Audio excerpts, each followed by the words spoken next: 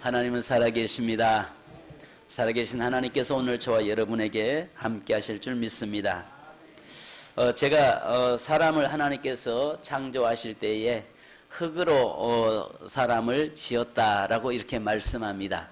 그래서 온문에 보면은 히브리어로 흙으로 지었다라고 하는 것은 아파르 이야기하는데, 이것은 먼지, 그러니까 흙 중에서도 진흙도 아니라 먼지로 우리를 만드시고 그 위에 생명을 불어넣음으로 인해서 우리가 아담이 되었다라고 이야기합니다. 그래서 사람은요, 여러분 존귀한 자인데요, 내게 생명이 있을 때 우리가 귀한 거죠. 내게서 생명이 딱 목숨이 끊어지는 순간에 우리 육체는요 정말 이 볼품없는 존재가 돼버리고 말죠. 여러분, 왜 우리가 생명이 귀합니까? 내가 왜 존귀한 자입니까? 그것은 내게 생명이 있기 때문에 그렇습니다. 여러분에게 만약에 생명이 없다면 과연 여러분들을 누가 여러분을 좋아하겠습니까? 심지어는 부부간에도요, 평생 한 입을 덮고 함께 살아도요, 목숨 딱 끊어지니까 두려워해서 가까이 가지를 못하더라고요. 부모와 자식 간의 관계도 마찬가지더라고요. 생명이 딱 끊어지니까 두려움이 엄습해 와서 가까이 가지 못하고 오히려 피해버리는 그런 것을 많이 봅니다. 제가 오늘 여러분에게 두 가지의 이 그릇을 제가 가지고 왔습니다. 자, 여러분, 이것은 제가 한 20년 전에, 한 5년 전인 것 같습니다. 저 이집트에서 제가 하나, 말 그대로 토기입니다. 토기. 이건 유약을 바르지 않고 아주 볼품없는 토기를 제가 이집트에서 하나 이게 싸가지고 끙끙대면서 제가 끌고 왔어요. 자, 이것은 여러분 말 그대로 도자기입니다. 만약에 여러분 두 개 놓고 어느 것을 가지고 가시겠습니까? 라고 이야기한다면 여러분들은 어느 쪽을 선택하시겠습니까?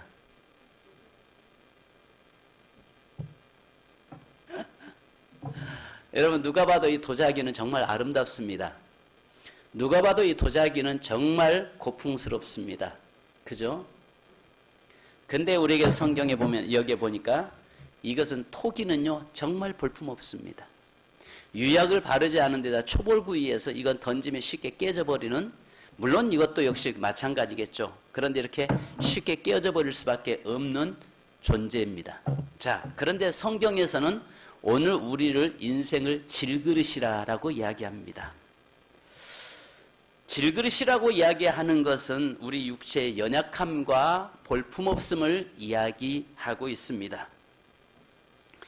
질그릇의 특징은 아신 것처럼 투박함이죠. 투박합니다.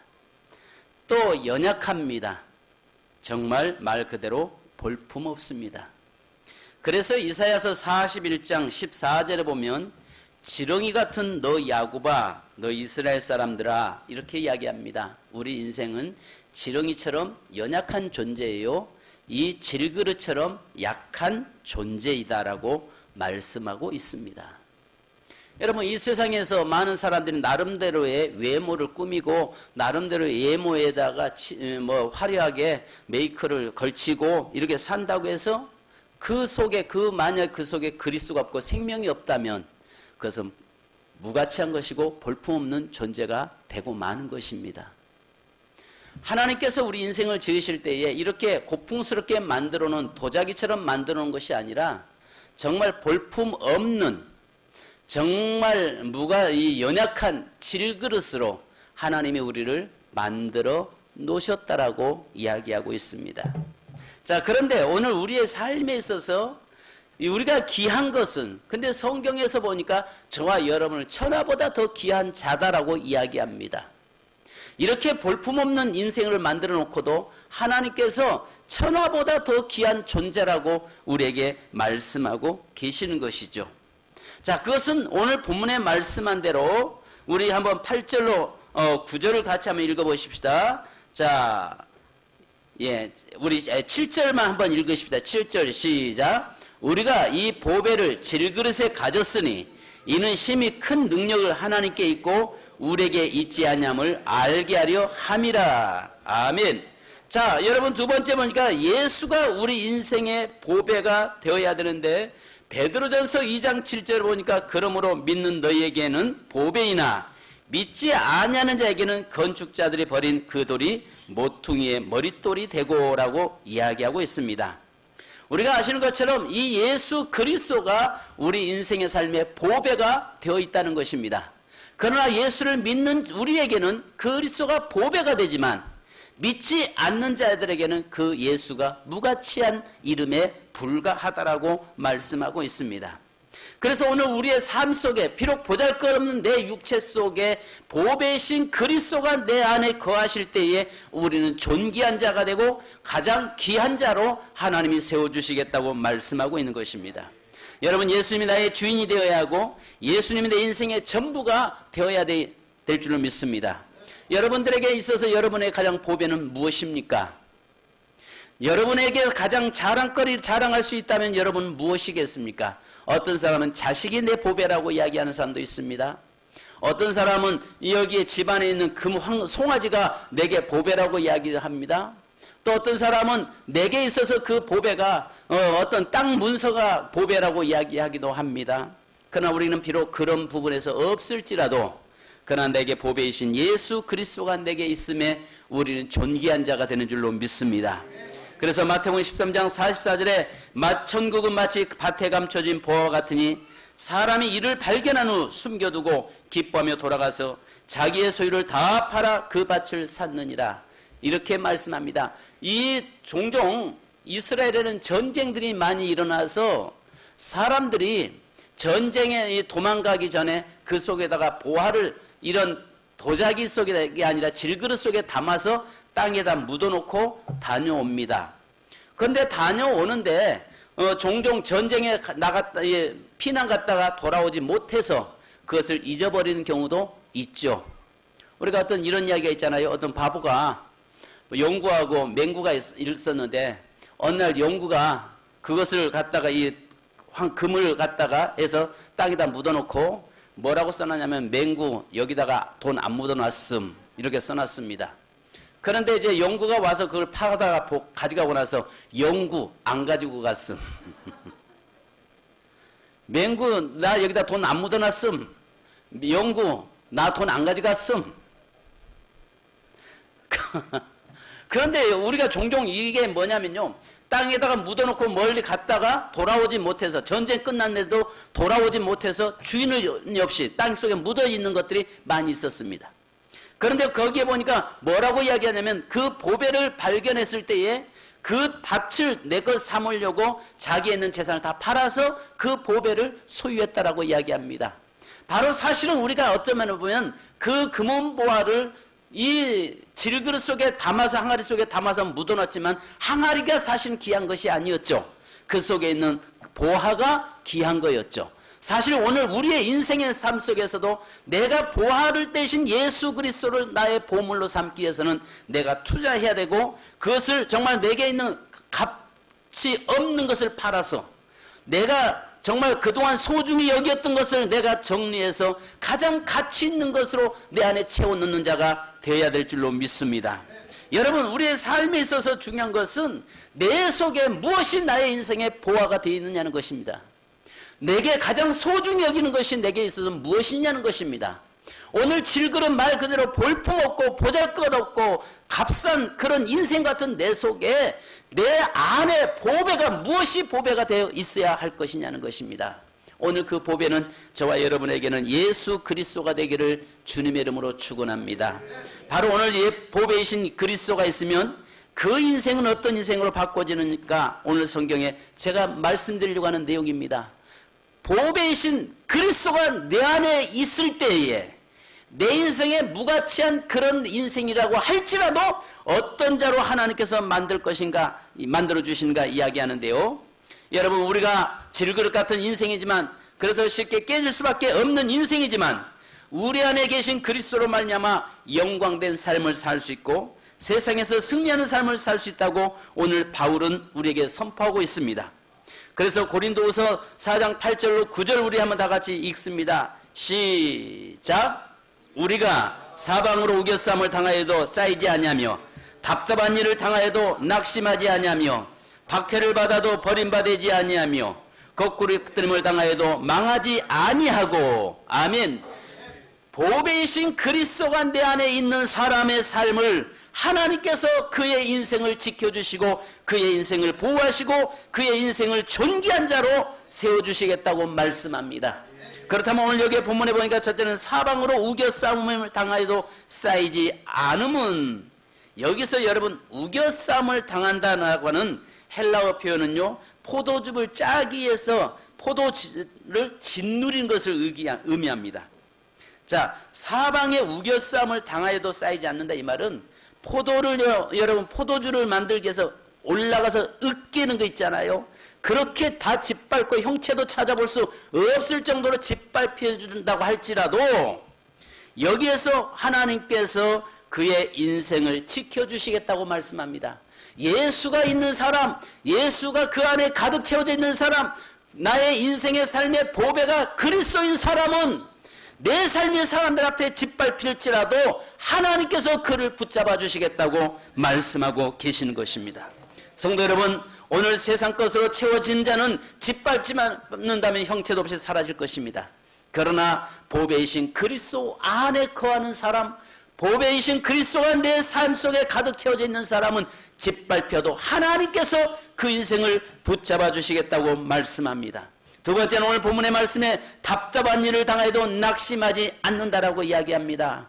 여기에 답답한 일을 당한다는 표현도 전쟁에서 포위를 당하여 진퇴양난에 빠진, 전쟁 가운데 한가운데 그 적들의 한가운데 속에 갇혀져서 이러지도 못하고 저러지도 못하고 있는 그 죽음의 사생결단해야 하는 그런 상황 속에 놓여있는 인생이라고 할지라도 예수가 그 속에 있는 사람에게는 하나님께서 결코 낙심하지 않게 하시겠다고 말씀합니다. 미국에서 한 시골 청년이 캔자스시티에서 출판사와 신문사를 찾아다니면서 자기가 그린 만화를 실어달라고 부탁합니다. 그런데도 그 만화를 보면서 누구 한 신문사나 출판사에서 그에게 관심 가져주지 않았습니다. 그는 정말 시골서 올라왔습니다. 그리고 나서 결국은 여기저기 출판사 다니다가 갈 데도 없고 먹을 것도 다 떨어지고 굶주린 가운데서 한 교회를 찾아갔습니다. 교회를 찾아가서 그곳에 가서 목사님에게 사실 이만저만해서 내가 시골에서 올라왔는데 내 그림을 사줄 사람도 없고 내 이 만화 그림을 출판사에서 신문사에서 기재해 줄 곳은 아무도 없습니다. 이야기합니다. 그 사정이 너무 딱해서 목사님께서는 그 청년을 교회 창고에다가 창고를 거기에 꾸며서 거기에서 머물도록 만들었습니다. 그 창고에서 있는데 그곳에서 머물면서 있는데 쥐가 얼마나 많은지, 쥐가 왔다 갔다 들랑들랑 하는데 그 모습 보면서 이 청년은 그림을 그리기 시작합니다. 생쥐를 그리기 시작했습니다. 그때마다 목사님은 글을 보면서 용기를 잃지 말게. 근데 그림 그리는데 날마다 종이에 보니까 생쥐만 잔뜩 그려놨거든요. 이제는 그게 일상이 되어 있었습니다. 그에게는 소망이라는 것이 하나도 없었습니다. 그러는 가운데서 그가 너무 무료해서 쥐가 들락거린 그곳에다 먹을 것도 갖다 놓아주면 쥐가 와서 그 먹을 것을 물고 가고 서로 이제 쥐하고 서로 이제 친해지기 시작했습니다. 그러면서 쥐를 정확하게 관찰하다가 그림으로 그리기 시작했는데 이 먹을 것도 없고 갈 곳도 없었던 이 청년이 여러분 월트 디즈니였습니다. 오늘날 전 세계로 사로잡은 미키마우스 여러분 있죠? 미키마우스. 그 미키마우스를 바로 그 절대 절망 속에 그 정말 갈 곳 없는 그런 허름한 창고 속에서 그 쥐들이 들락거리는 그 모습을 보면서 거기에 기록하고 그것을 그렸는데 여러분 월트 디즈니가 되었던 것입니다. 그래서 여러분 우리가 지금도 전 세계적으로 그 미키마우스 여러분 그 유명한 생쥐로 인해서 유명한 인생으로 바꾸놨죠. 바로 만약 그 인생이 교회로 찾아가지 않았더라면, 만약에 그 인생이 그런 절망 속에서 하나님 앞에 나가지 않았다면 지금의 월트 디즈니가 될 수 없었을 것입니다. 여러분 우리의 인생의 삶에 예수가 있는 인생을 살면은 답답한 일을 당해도 결국 낙심하지 않는 것은 주님이 우리를 붙잡고 계시고 하나님께서 우리를 붙잡고 계시기 때문에 그렇습니다. 왜 우리가 귀한 자입니까? 왜 하나님 우리를 천하보다 귀하다라고 여기십니까? 그것은 보배이신 그리스도가 내 안에 계시기 때문에 그렇습니다. 세 번째는 오늘 여기 보니까 박해를 받아도 버림받지 않았다라고 이야기합니다. 여러분, 여기에 고린도 후서를 기록한 이때에 많은 그리스도인들이 박해를 받았고 핍박을 받았습니다. 그러나 결국 그리스도가 그 안에 있는 사람, 보배이신 그리스도가 그 안에 있는 사람은 하나님은 절대 버리지 않는다는 사실입니다. 히브리서 13장 5절로 6절에 내가 결코 너희를 버리지 아니하고 너희를 떠나지 아니하리라 하셨느니라.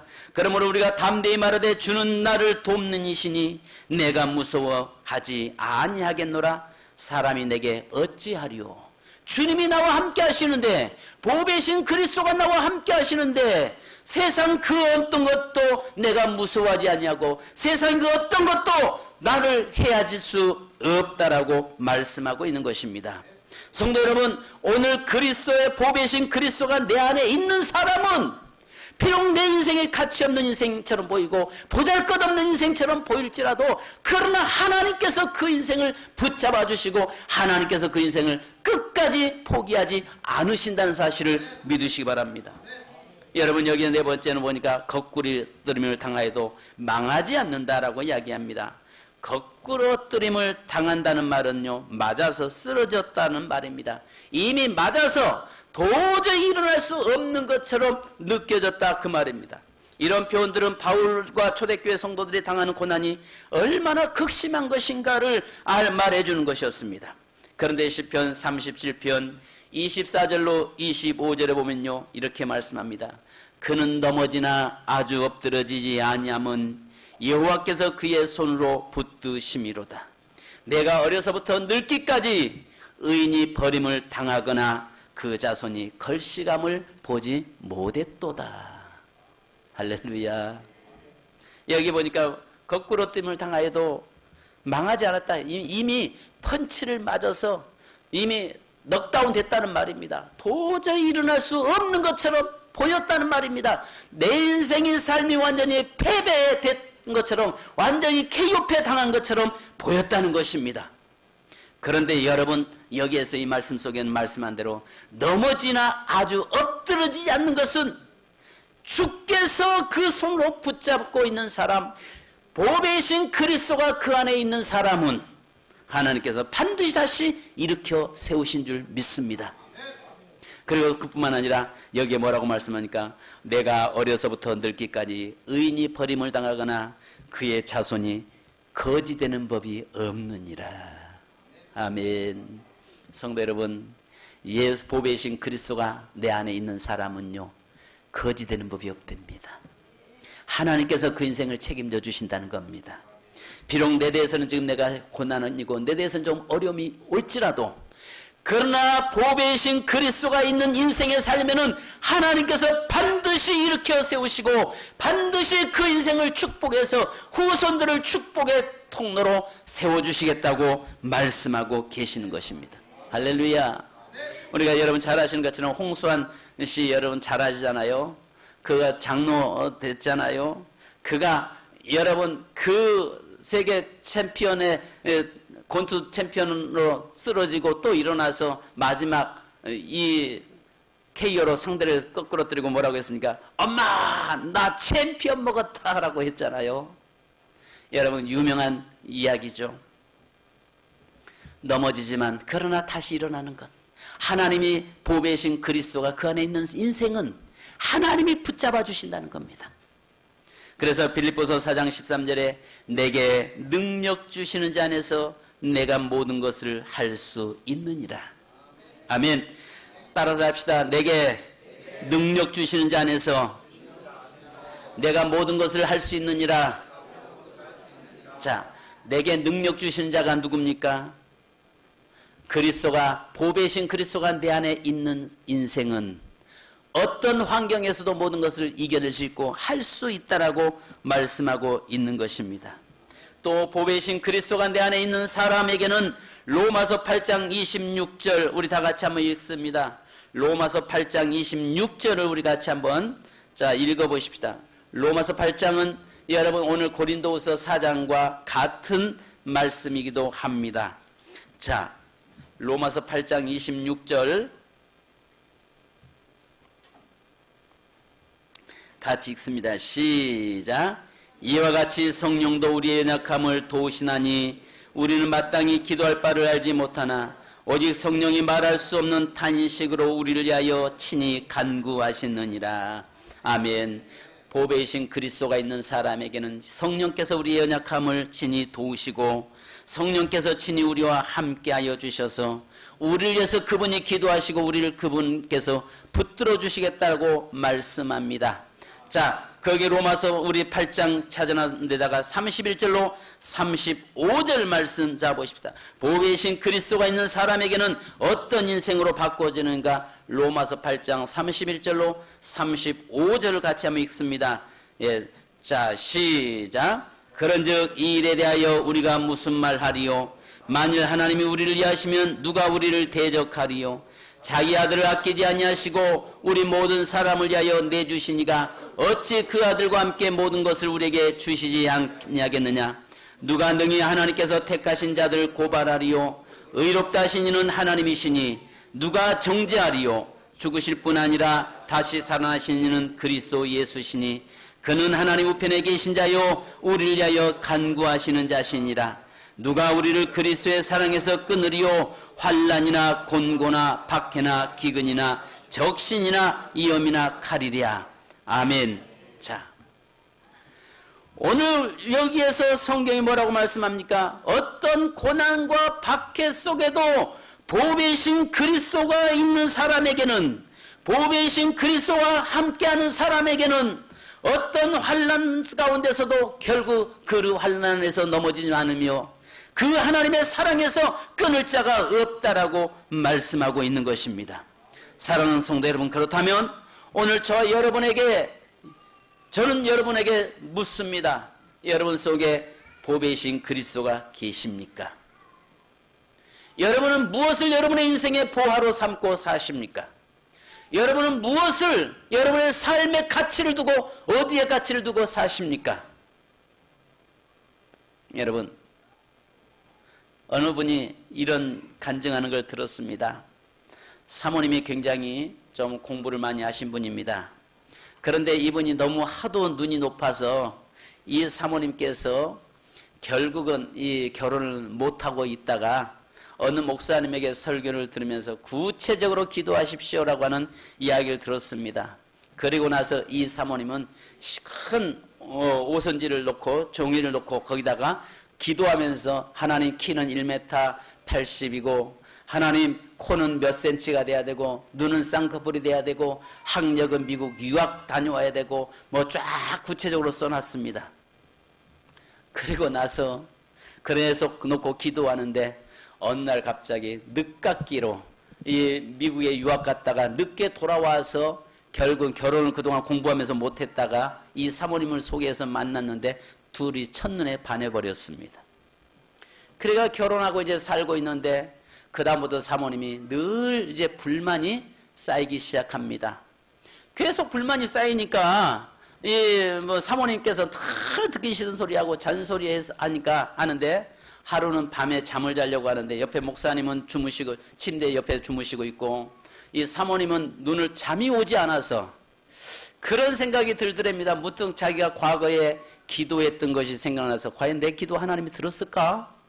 하고 주무시고 있는데 줄자가 있어서 밤에 잠이 안 오니까 줄자를 이렇게 재봤답니다. 근데 키가 1m 80이고 그 다음에 코를 갖다가 코 골면서 이렇게 주무시는데 코를 이렇게 재보니까 코 높이가 자기가 기도했던 대로 코도 무뚝한 코에 눈은 쌍꺼풀이고 그 다음에 학력은 미국 유학 갔다 온 박사고 그러면서 거기에서 자기가 그렇게 하고 있는데 하나님이 말씀하시더랍니다. 야, 내가 너 질그릇 같은 너에게 네가 원하는 대로 내가 다 주었는데 뭐 그렇게 불만이 많냐? 질그릇 같은 네 인생 속에 내가 네 남편 그런 보배와 같은 네 남편 내가 너에게 주었는데 뭐가 그렇게 불만이 많으냐? 그러면서 이 사모님이 거기서 깨어져 가지고 그 다음부터는 그 남편을 주님 보듯이, 주님 섬기듯이 한다고. 그래서 나도 주여 저렇게 되게 하옵소서. 나도 저렇게 되게 하옵소서. 근데 우리 집사람 도통 은혜를 못 받고 있는 것 같아서. 성도 여러분, 사실 우리는 무가치한 인생 아니에요. 근데 그 사모님에게 그렇게 그 자리에서 그런 남편 만나게 한 것이 뭐였겠습니까? 그 안에 그리스도잖아요. 보배이신 그리스도가 계시기 때문에 그 인생을 하나님이 존귀케 만들어 놓은 거지. 만약에 그 인생 속에 여러분 그 예수 보배이신 그리스도가 없었다면 그의 인생에 그런 목사님, 그런 배우자, 정말 자기가 원한 꿈꿨던 그 배우자를 만날 수 있었겠습니까? 성도 여러분, 오늘 여기에 말씀한 대로 보배이신 그리스도가, 질그릇 속에 보배가 있는데 예수가 있기 때문에 하나님께서 그 인생을 책임져 주겠다라고 말씀하시는 거예요. 성도 여러분, 내가 잘난 거 아니에요. 그죠? 우리 잘난 거, 여러분 한번 옆 사람 보십시오. 옆 사람 한번 얼굴 한번 보십시다. 따라서 합시다. 나보다 잘났네요. 할렐루야. 그 전에 나보다 잘났잖아요. 나보다 잘났잖아요. 안 그렇습니까? 한번 다시 한번 바라보세요. 옆 사람 보고요. 옆 사람 보니까 어때요? 나보다 진짜 잘났죠? 옆에 분에게 비춰보니까 내 자신이 얼마나 연약하고 초라하고 부족한지 아시겠죠? 그 다음에 옆 사람 보고 다시 합시다. 그러나 까불지 마소. 내 안에 보배이신 그리스도가 있습니다. 여러분 그렇잖아요?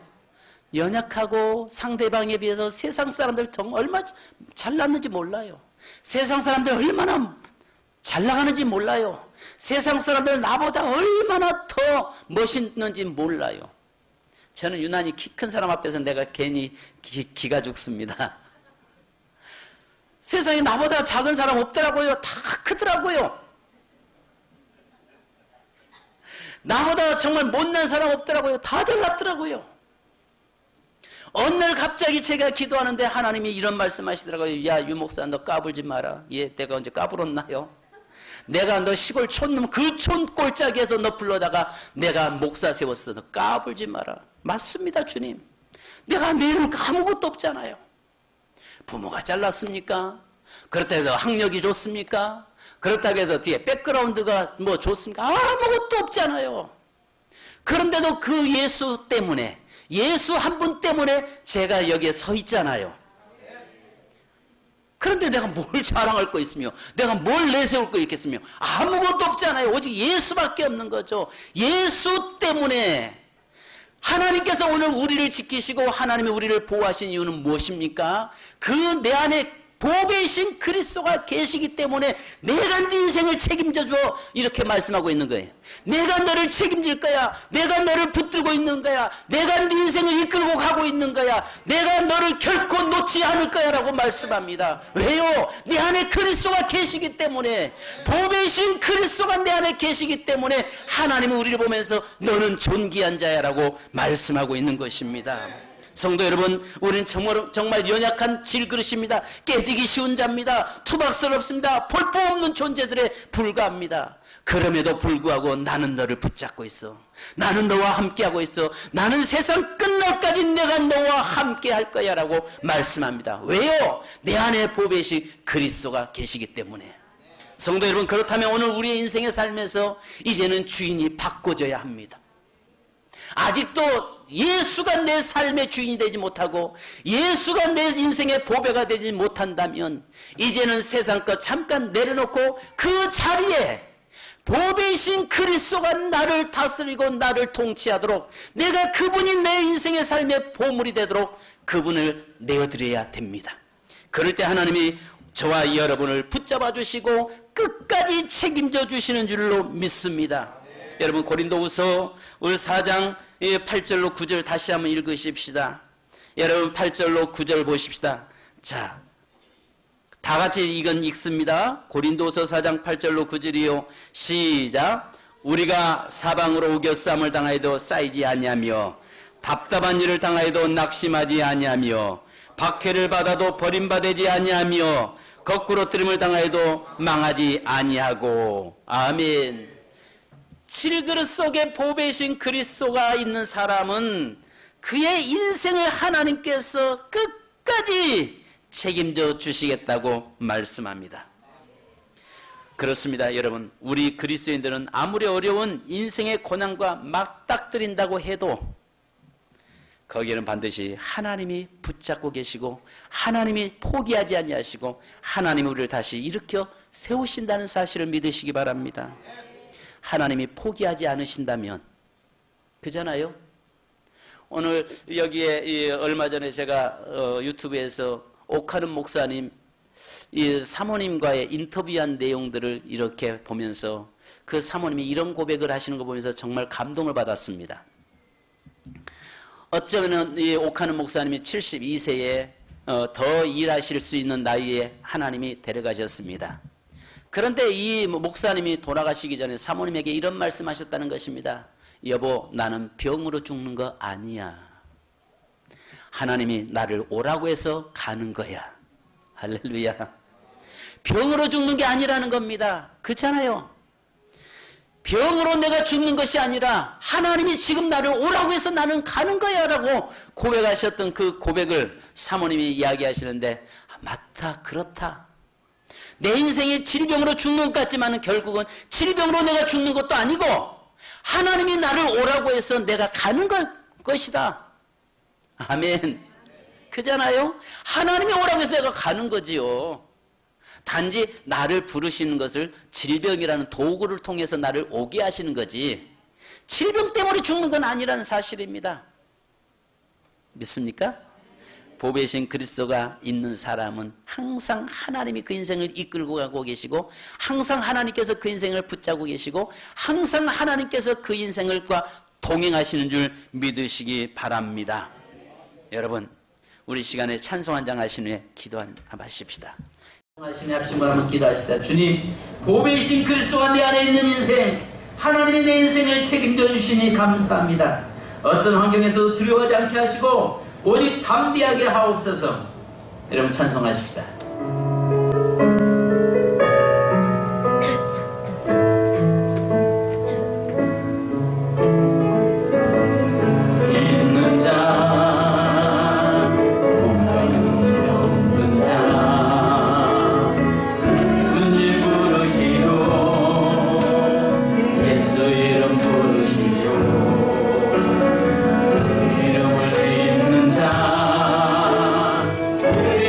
이름을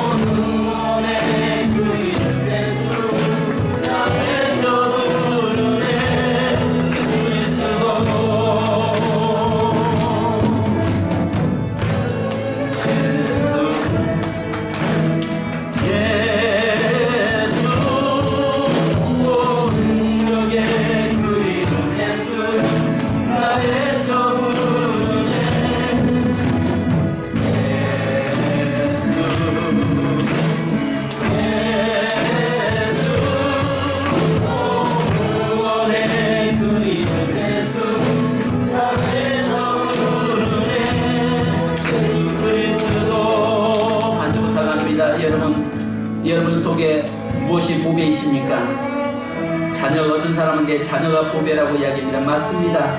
그러나 그 자녀의 자리에다가 먼저 예수님이 여러분의 보화가 되기 원합니다. 여러분이 예수님의 보화가 되면 자녀도 하나님이 책임져 주십니다. 여러분 어떤 사람은 물질이 내 인생의 보화라고 이야기합니다. 그러나 그 자리에 여러분 예수님이 여러분 인생의 보배가 되시면 그 물질도 하나님께서 붙잡아 주시고 책임져 주십니다. 예수를 보배 삼고 사는 인생은 하나님께서 무가치한 인생이라고 할지라도 존귀한 인생으로 바꿔놓습니다. 예수를 보배 삼고 사는 인생은 질금과 같이 정말 연약하지만 하나님의 강한 자로 세우시고 하나님이 붙잡아 주시는 줄 믿습니다. 이 시간 우리 주여 예수님이 내 인생의 보배 되어 주옵소서. 예수님이 내 삶의 보배 되어 주옵소서. 예수님이 내 길의 인생의 속에 보화가 되게 하시고 그 보배이신 그리스도 안에서 기뻐하고 감격하게 하옵소서. 주여 우리 한번 부르고 기도하겠습니다. 주여 감사합니다.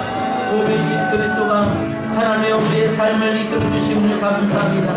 하나님의 없는 질그릇같이 연약한 자, 하나님의 깨어지기 쉬운 존재, 하나님의 가치 없는 무가치한 존재, 바로 그런 존재였던 우리 인생의 삶에서 그러나 하나님의 저에게 아버지는 예수 보배이신 그리스도를 모심으로 해서 이제 우리 인생까지 붙잡아 주시고 책임져 주신 줄로 믿습니다. 하나님 아버지 저희를 붙잡아 주시고 주옵소서. 하나님께서 함께 하시고 인도하시고 주의 말씀에 등장하는 것 살게 하시고 보배이신 그리스도 안에서 서게 하시고 인도하여 주옵소서. 내 인생에 예수가 보배되기 원합니다. 내 인생에 예수 그리스도가 보화되기 원합니다. 하나님 그 보화를 위해서 나의 전부를 다 팔 수 있는 그런 자가 되게 하시고 또 아버지는 그 보화를 얻기 위해서 나의 어떤 희생도 각오할 수 있는 저희가 되도록 도우시고 인도하여 주시옵소서.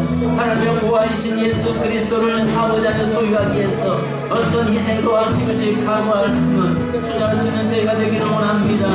주여 우리 인생의 삶의 보배가 되게 하시고 하나님 내 삶의 보배가 되신 그리스도로 말미암아서 하나님 우리 인생을 책임져 주신 줄 믿고 감사합니다. 거룩하신 아버지를 붙잡아주시고 인도하여 주시옵소서. 저희들에게 함께 하시고 계신 은혜와 은총으로 하여 주옵소서. 하나님 감사드립니다. 예수님 이름으로 기도합니다. 하나님 아버지, 도자기처럼 화려하지도 못하고 정말 도자기처럼 값비싸고 아름다운 존재도 될 수 없었던 하나님의 볼품없는 질그릇에 우리는 불과했습니다. 정말 깨어지기 쉽고 연약하고 볼품없고 싼 무가치한 그런 존재임에도 불구하고 그러나 하나님 이 질그릇 속에 보배이신 그리스도를 모시게 하심에 감사합니다.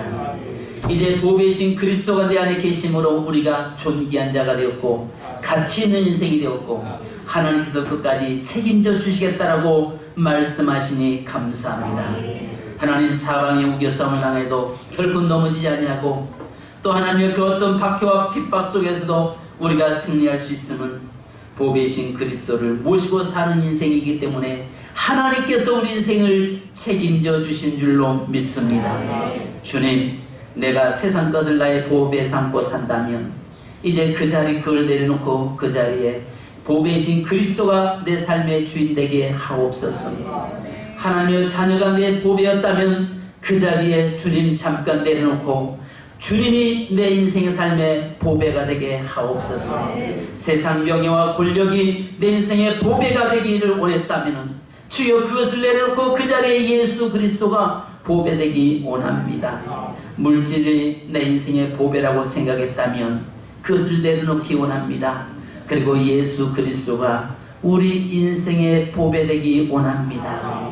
내 삶의 보배 되신 주님이 계시면 하나님께서 우리 인생의 모든 삶을 책임져 주시고 지켜주신 줄 믿습니다. 우리 가정도 하나님이 지켜줄 줄 믿습니다. 자녀들도 지켜줄 줄 믿습니다. 물질적으로 지켜줄 줄 믿습니다.